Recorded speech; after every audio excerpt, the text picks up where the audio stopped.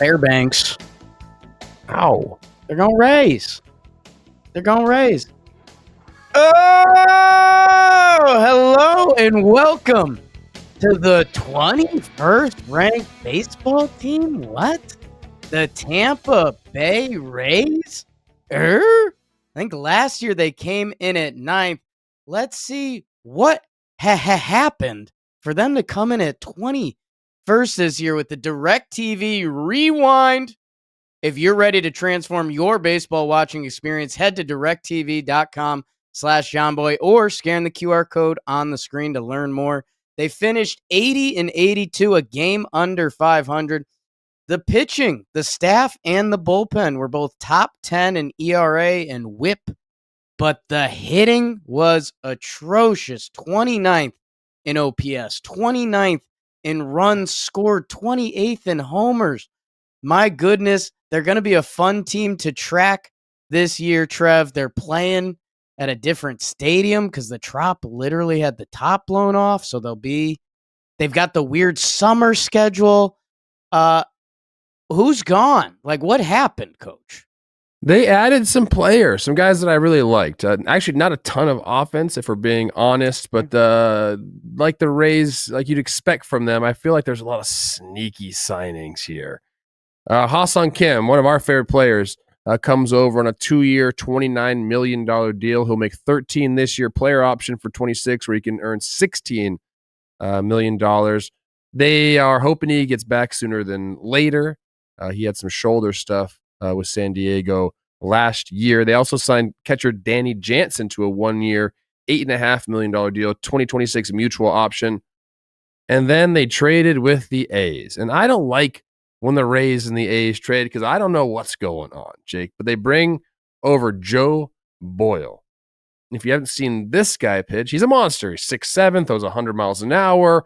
This is nightmare fuel if you're playing against the Rays. Getting their hands on this guy scares me a little bit. But he's the guy that came over from the Jeffrey Springs trade along with Will Simpson and Jacob Waters, and then some draft pick, I guess. Faedo comes over in a trade from Detroit, reliever there. Mason Engler, another guy from Detroit, comes over.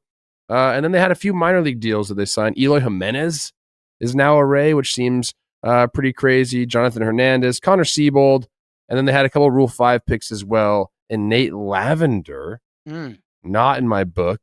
He's a relief pitcher. And then Mike Vassell. They also exercised an option on Brandon Lowe. Or Bilal. So that's who they brought in. Again, some sneaky, I think, really great additions. Jake, who did they lose, though? How about that? A couple of Rule 5 picks at the end there. They lost the Dylan Carlson tour that started going on last year. He was in Tampa for a bit. Tyler Alexander threw a lot of innings for them last year. Jeffrey Springs, man, that was that surprise trade you mentioned that, I don't know. It's always a little sus, but the A's have a rotation now. I don't know. Jose Siri, my guy, he'll be in Queens this year. I'm going to have to check that out. Your guy, Austin Shenton, and Oslavis Basabe are now out of town. And a couple other familiar Rays relievers, Colin Poche, Dick Lovelady, if you will. So, I don't know. Weird parts in, weird parts out for the Rays. What's the lineup going to be? I think the lineup has a shot, Jake. I know the numbers last year weren't great. I think that's the biggest thing that we'll be talking about with the Rays is, can there be bounce backs from a lot of these guys? It's kind of what they're hoping because their lineup is, by and large, pretty set. Yandy Diaz at the top. He's an on-base machine, big guy. B. Lau there at second base. Junior Caminero is probably the biggest, what if situation for the Rays. If he becomes the guy that they believe he can become, that's a game changer. He'll be at third base full time. Josh Lowe out there in right field. Danny Jansen behind the plate.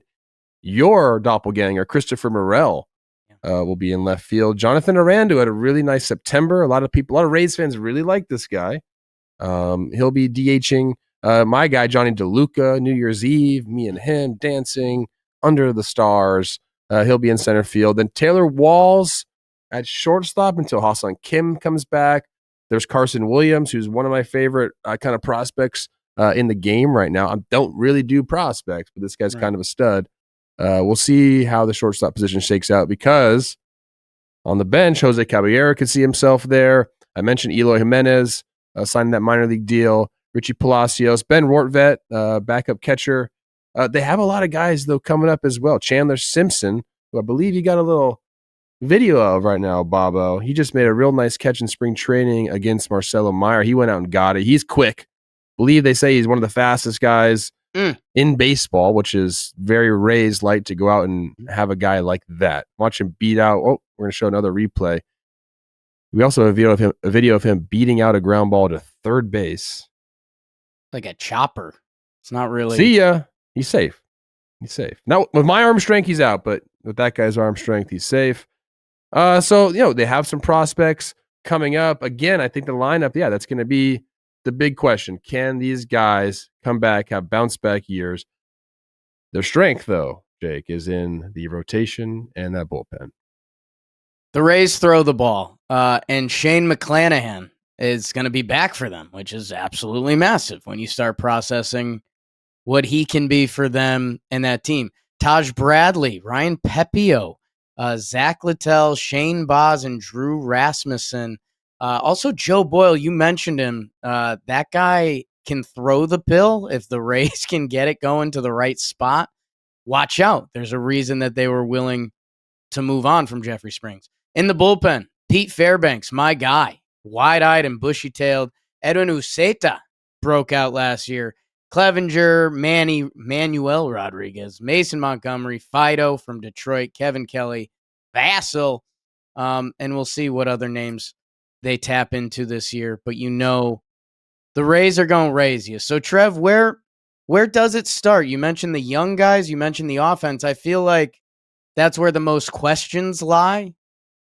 Yeah, I mean, I think the lineup is set. So it is just what can these guys do in 2025 offensively? I think one of the bigger storylines to watch, especially if we're talking about spring training stuff, is they've come out, Eric Neander has come out and said they are not doing a 6-man rotation. They got 7 starters. If you include Boyle into it, 6 guys that they've had there already who they really like. And then Boyle mixed in as well. So you're talking about 7 guys for 5 spots. So who's going to be the odd man out? I think is a very kind of like a big storyline that's going on right now. Rasmussen, can they put him in the bullpen? Is he going to be a swing guy? Are they going to trade one of these guys? Maybe spring training shakes out. Maybe something happens, and maybe they don't have to make this decision. But I don't really know exactly, I guess, how they're going to determine that. I've been kind of trying to read the tea leaves. They have a lean one way or the other, and it just seems like, hey, we just want a healthy competition in spring, and we'll see how it shakes out. And I respect that, but there's not that much time. Yeah, I mean, Joe Boyle has an option to him, so that's one way you can deal with it. But you're right; it is impressive to look at. All the Rays starters now have thrown some MLB innings. Some of these guys were big prospects, Boz, Bradley. I'm interested to see the Rays. Sometimes it can come off a little mean coming from Yankee fan Jake, but it felt like the Rays had some real sex appeal for a little bit. It does feel a little gone. Like it felt like coming into each American League season, it was like, you're going to have to deal with the Rays. And yeah, if you out-bop them and outgun them, like that can be done. They only had that one World Series playoff run that ended with Snell getting pulled early in that. Since then, they've lost a little of that shine. I feel like the rest of the division has caught up. That I don't know what it is. Is it? Is this the year it maybe comes back? I guess I look at the lineup, man, and maybe Caminero needs to be the guy. And man, it's one of those things that we couldn't even joke about it because it's something you can't joke about. But losing Wander Franco, it changed his franchise a little bit. Like, he was the guy they locked up, and they were like, we're gonna make him our franchise player, and then he was gone, and he's out of the picture. That maybe Caminero is the next one. He's 21 years old. He had the Winter League highlight that everyone saw. I was he's projected to have a big boy year. They think he's going to sneak up on 30 homers this year. That maybe that's what I need to see, because right now at the top of the Rays lineup, Yandy Diaz, he won that batting title. Really slow start last year, caught up, but he's turning 34 this year. Brandon Lau, man, and maybe this is what I need to get through my head. When he plays, he hits, and they're playing at Steinbrenner Field this year, which is a more friendly right field molded after Yankee Stadium. That with Lowe and Lau, Josh Lowe, if he can find it again, that top four can be something. I guess there's a lot of question marks in there that makes me think I'm not as excited about it. Yeah, I mean, Josh Lowe in 2023 was like an mid eights OPS guy. Nasty. So again, I think that is the storyline. How many bounce back seasons can you have in a team? They're hoping that everyone does, and that's going to solve their offensive problems. I do think that, like I said before, they want Caminero to be that guy, which is kind of unfair to him. He's so freaking young. Like, you'd rather have that guy be like the extra piece that, and a bunch of the veterans who have track records, just you do your thing. And then if Caminero becomes the star we think he's going to become, wow, like that's when we, kind of take off. I think it is a little unfair just to put a lot of this on him, but they obviously believe very highly in this guy. And we've seen guys around the league break out. I mean, if he's like has a Churrillo type season, I think that is a game changer, obviously, for the Rays. But I don't know. I the lineup is a nice mixture for me. Like they need some power there. I think there's athleticism. I think they can play defense. I think we could see this year maybe a little bit more power out of the Rays again if everyone kind of comes back and like it has a full healthy season. And if that's the case, then we haven't got there yet. But I really like this over under for the Really? Rays. I like this team. I do. Just the pitching alone. This is one of the deeper staffs in all of baseball. And I know we always kind of joke, the Rays in a Ray, and they're going to pitch whatever. This is as deep a staff as they've had in how long? A long time. Yeah. The rotation. Yeah. And I guess, man, baseball moves quick. This team won 99 games in 2023. That got it. That feels like a long time ago. But again, that was like a different era. That was Wander Franco, Isaac Paredes, Arozarena, Siri. Like, so much of that team is now gone.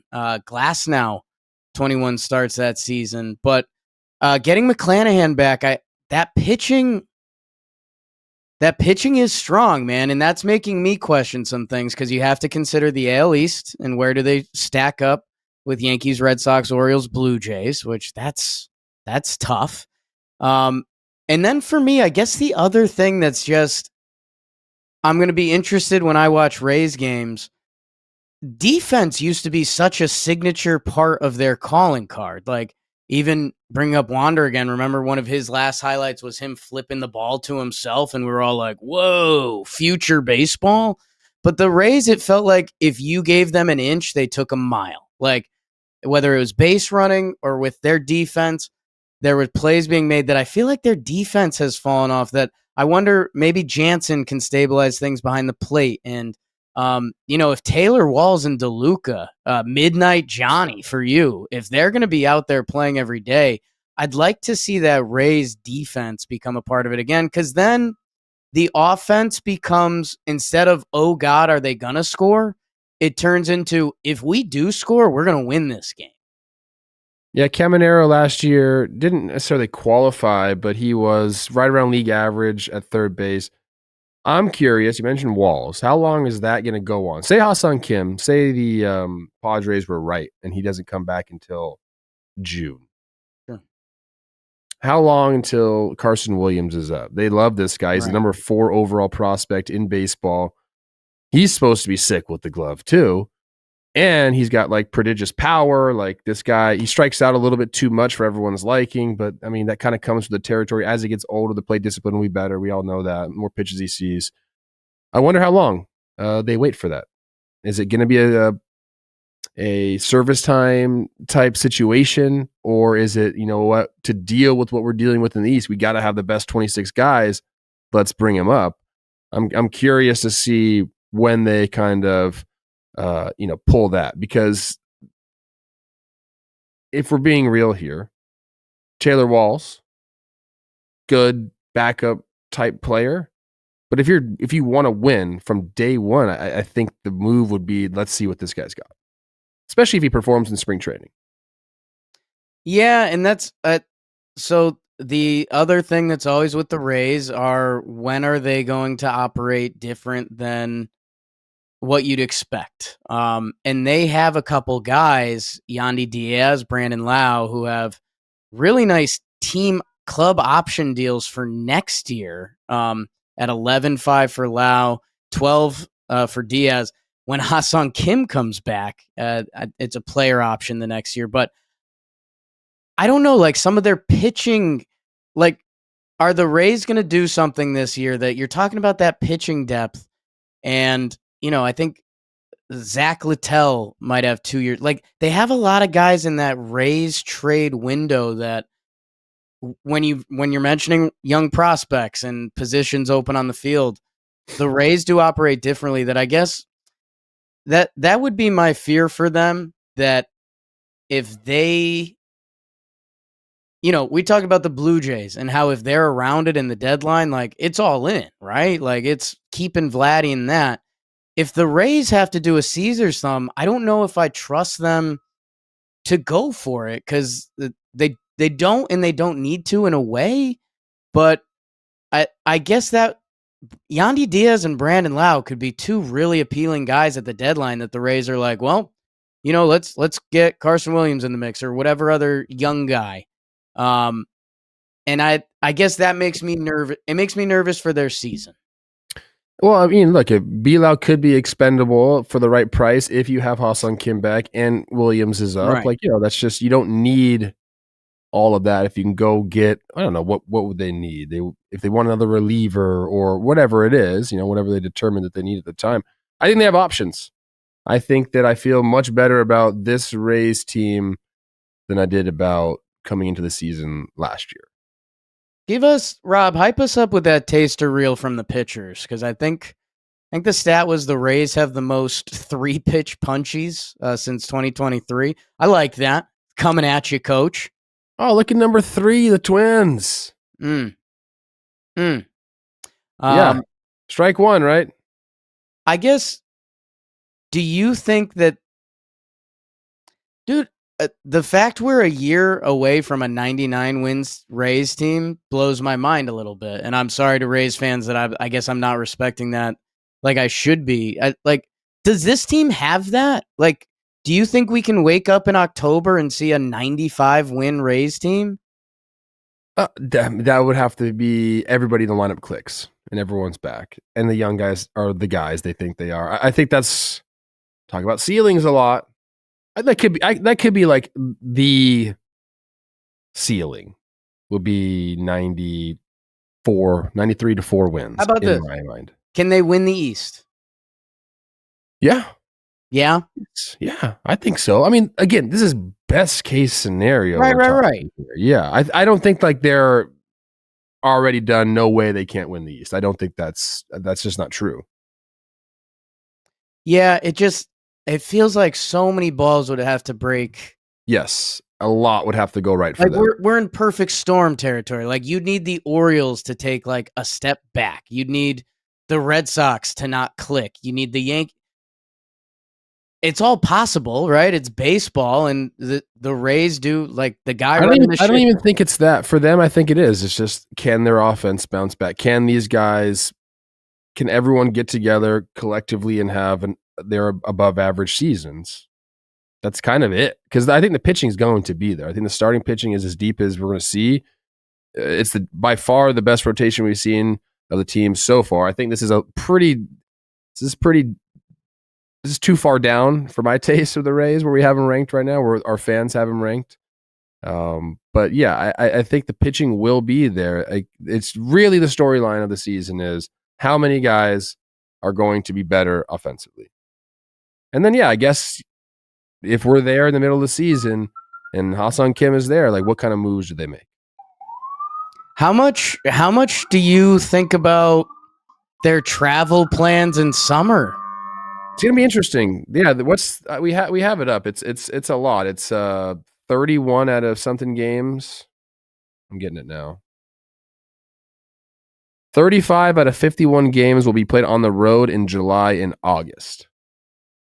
That's not fun. I mean, you're talking about hotels, you're talking about most likely being away from your family for a significant portion of that time. How does that affect your play? I don't, we really haven't seen this, and I really can't put myself in their shoes too much. It would definitely affect you, and I would feel like you wouldn't have the comforts of home. Right. So there is a little bit to that, but is it going to affect their wins and losses? I wouldn't say too much. We'd have to really think about it. Maybe I'm wrong though. I mean, it's gonna be one of the wild things to track this season. We haven't really seen that before. Something like that can galvanize a team. Something like that can make a team just miserable. It's a long season, and if you're missing the comforts of home for that long, I'm interested to see some of, like, Curtis Mead was a big prospect, an Australian guy. Our guy Moylan raves about him. Like, he's a little post hype right now. Can something click for him? I get sucked into Christopher Morel every year. You do. Just because similar swag. Um, I guess I'm fascinated to see how it feels. In the Rays, I guess the other thing is they've had an every other year thing a little bit. It was 80 wins last year, 99 the year. 99 win. That's a lot of wins. Yeah, I was looking at their schedule. They went 22-6 in March or in April, 17-12, 17-10. Then they had a 8-16 July, bounce back with a 17-8 August, 16-11 in September. So they were just playing 600 plus ball all year long except for July. And ran out of gas for a little bit there, but crazy. Man,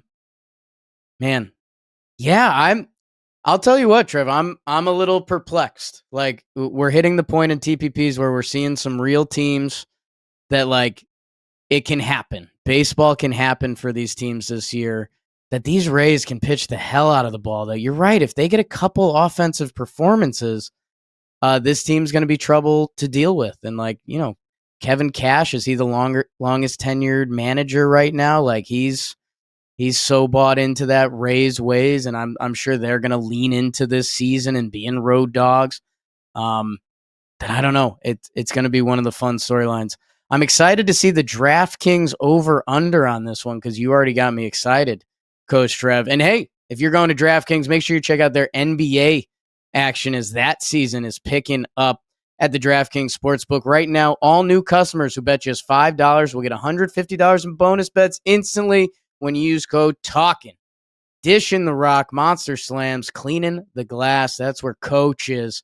Get your prop bets in at the home of NBA player props with DraftKings. Download the DraftKings Sportsbook app now. New customers use code Talkin. Bet just $5 on any wager. Get $150 in bonus bets instantly. That's code Talkin only at the DraftKings Sportsbook. The crown is yours. What's the over-under? Jakey boy, DraftKings has the over-under set at 81.5 wins.